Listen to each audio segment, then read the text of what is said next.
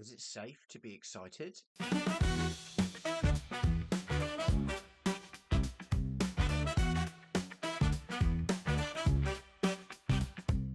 Welcome, Blue Believers, to another episode of the Stamford Sync, where we are syncing up with all things Chelsea FC.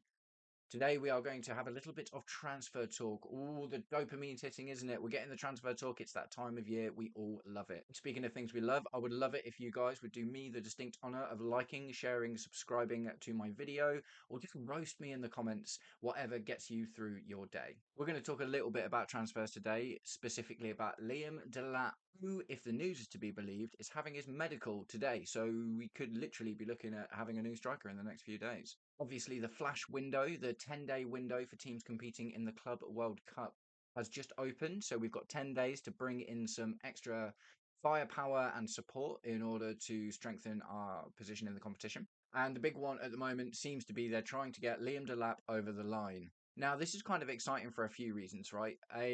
Nicholas Jackson has underwhelmed a little bit, and that's not to say his numbers haven't been great, considering he did have quite a long injury. But also, regardless of how much Jackson adds to the play of the team, there is still a general feeling that we're missing that proper number 9 presence to really put those goals away. Now, statistics can be misleading in the grand scheme of things. Liam DELAP scored 12 goals this season, and that doesn't sound crazy, right? But in perspective, he did that for an Ipswich team that got relegated at the first time of asking.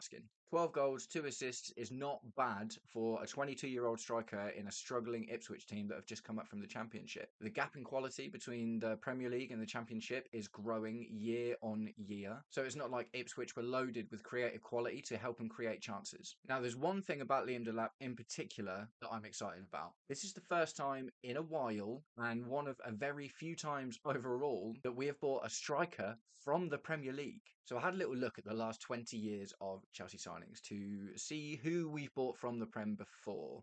And the list is short and kind of speaks for itself.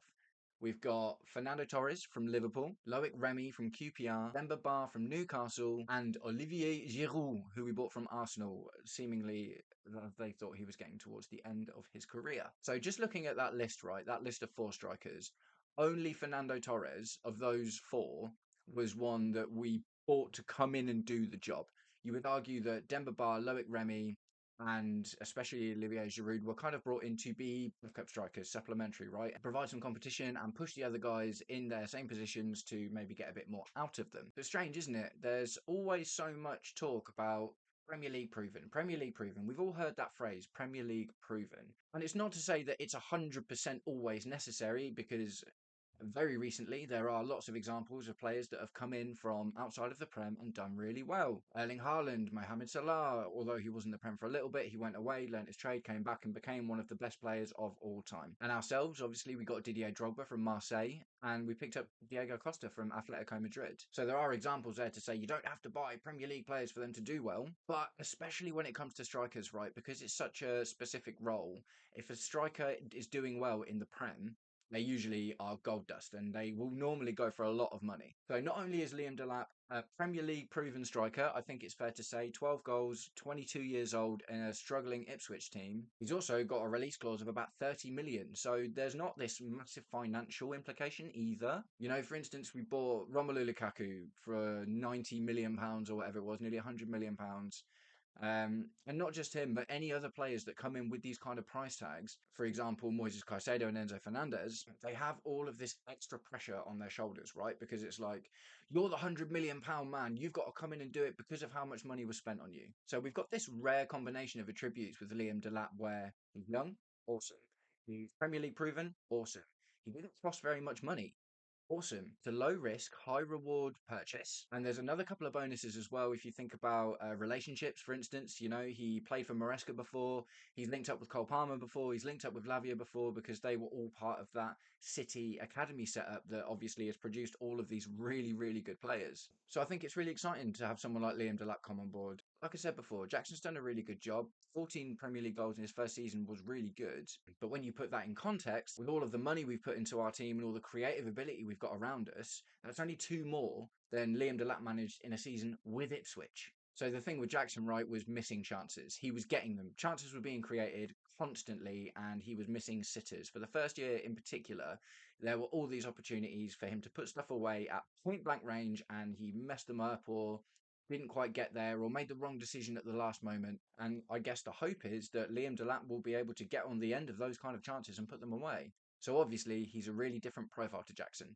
Jackson ostensibly is a converted winger. He was a winger at Villarreal that got converted into a striker and had a bit of a purple patch at the end of that season, and that's why we bought him. We've never really played him anywhere else but striker either. It was very, Maresca came out pounding his chest at the start of the season saying, Jackson is our number 9, Jackson is our number 9. So, we were never supposed to look at Jackson as anything else other than a striker. Liam Delap is going to occupy that central space, going to be there in the situations that strikers need to be in the box. One of the most frustrating things about this last season, not just this last season, it's kind of been a weird thing with Chelsea through a few managers, but we are absolutely addicted to crossing into the box, right? Like, we love a cross. Get it to a winger, he'll get it up the byline, and then he'll cross it in. And the problem we've seen time and time and time and time and time again is there's no one on the end of these crosses, apart from Mark Cucurella, who is absolutely not the profile you would expect to be able to get into the box. He's making it happen, which obviously just makes him a better player. But just imagine if we were able to convert 10 or 20% more of these crosses into actual goals or even just better chances, because at the moment they just fly in and no one's there or they go over everyone's head. So yeah, it's exciting. There's no guarantees. I know a lot of people are really interested in Osimhen, for instance, because he just puts up great numbers every season consistently. But that one caveat is that it's been outside of the Premier League. Lukaku did really well in Italy, for instance. Do you know what I mean? It's one of those, isn't it? And not to mention all the players we bought from the Bundesliga who had amazing seasons there. Christopher Nkunku, Timo Werner, Kai Havertz. But ultimately, when they came into the Prem, they weren't able to translate that goal-scoring form to our much more physical Premier League. Not even just that Liam Delap is a good striker. He offers a really different option. He's physical. He'll probably be more likely to hold up the ball. I imagine he won't drift out to wide areas quite as much as Jackson does.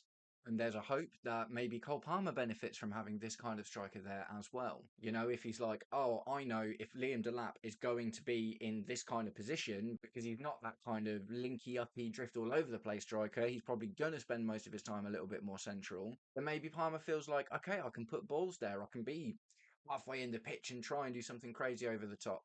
If Maresca lets them, of course. We're still being linked with other strikers as well. There's a lot of talk about Ekitike. There's still talks about Gyökeres floating around as well. I'm not hugely interested in that one myself, to be honest. I watched a really good video on Tifo Football, one of the athletics channels, and they did a really, really good in-depth analysis about why Gyökeres, although he's scoring all of these goals and looks unbelievable in Portugal, they actually analysed like some of those goals moment by moment and kind of compared them to what the opposition might be like in the Premier League and why to say, okay, do you know what, that might not actually work there. And that takes us back to why Liam Delap being Premier League proven to an extent, do you know what I mean? He hasn't scored 20, 25 goals in a season or whatever, but the fact that he's been able to do it in the Prem against the teams that he's likely to be facing, 38 times in a season, hopefully makes for good Chelsea eating. So, Liam Delap, I'm excited. I'm not hailing him as the next coming of Drogba or Costa just yet. I think one of the problems of Chelsea fans is we put a lot of pressure on strikers in particular, but just players when they come in. Especially with him being so young, it might take him some time to find his feet, or who knows, maybe he just breaks out and has a Cole Palmer-esque season.